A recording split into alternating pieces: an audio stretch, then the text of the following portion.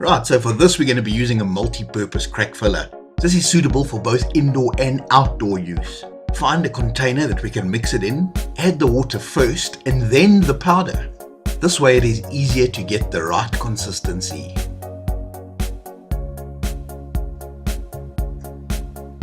Using a stick or a spoon, start mixing.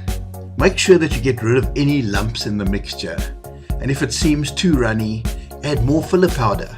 Then just keep on mixing. The goal is to get a mixture that is firm but spreads well. This is about right. Now that you've got the mixing done, it's time to start filling. Watch part 2 of filling large areas next.